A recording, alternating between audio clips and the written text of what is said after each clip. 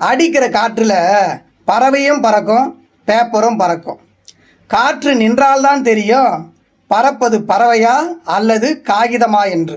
அந்த வகையில் தான் தேர்தலுக்கு பிந்தைய கருத்து கணிப்பு வெளியானது. இதை வெளியிட்ட அனைத்து சேனல்களிலும் திராவிட முன்னேற்ற கழக தலைமையிலான கூட்டணியே ஒரு மாபெரும் வெற்றியை பெறும், குறிப்பாக 43.1% வாக்குகளை பெற்று திமுக பெரும்பான்மையோடு ஆட்சி அமைக்கும் அப்படின்னு சொல்லியிருந்தது.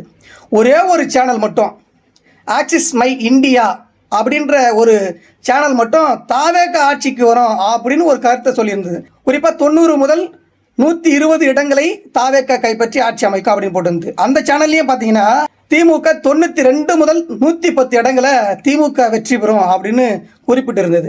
இந்த ஆக்சிஸ் மை இந்தியா சேனல் யாருது அப்படின்னு சொல்லிட்டு பார்த்தா, இந்த சேனலுடைய லட்சணம் என்ன அப்படின்னு சொல்லிட்டு பார்த்தாக்கா, 2024ஆம் ஆண்டு பாரதிய ஜனதா கட்சி நாடாளுமன்ற தேர்தலில் 401 இடங்களில் வெற்றி பெற்று மீண்டும் பெரும்பான்மையோடு ஆட்சி அமைக்கும் அப்படின்னு குறிப்பிட்டிருந்தது.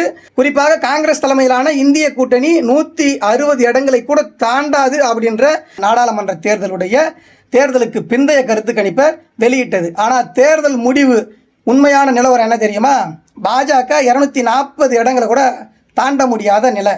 அதன் பிறகு கூட்டணி அமைச்சதெல்லாம் நமக்கு தெரியும். இந்த முடிவுக்கு பிறகு நேரலையில் லைவில் ஆக்சிஸ் மை இந்தியா சேனலுடைய நிறுவனத்தின் இயக்குனர் இருக்கிறார்ல பிரதீப் குப்தா, தவறான கருத்து கணிப்பை வெளியிட்டதற்காக கண்ணீர் விட்டு கதறி நேரடி லைவ்லேயே ஐதார். இதுதான் ஆக்சிஸ் மை இந்தியா சேனலுடைய லட்சணம். இதுதான், இந்த சேனல் தான் காசு கொடுத்தா எதையும் செய்வோம் அப்படின்னு சொல்லி இன்னைக்கு தமிழ்நாட்டில் தாவேக ஆட்சிக்கு வரும் அப்படின்ற ஒரு கருத்து கணிப்பை வெளியிட்டு இருக்கார். 120 இடங்களிலே பிரச்சாரம் செய்யல விஜய் அவர்கள்.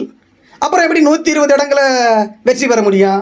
மே 4க்கு பிறகு தமிழ்நாட்டில் தலைவர் சொன்ன மாதிரி எல்லாமே ஓகே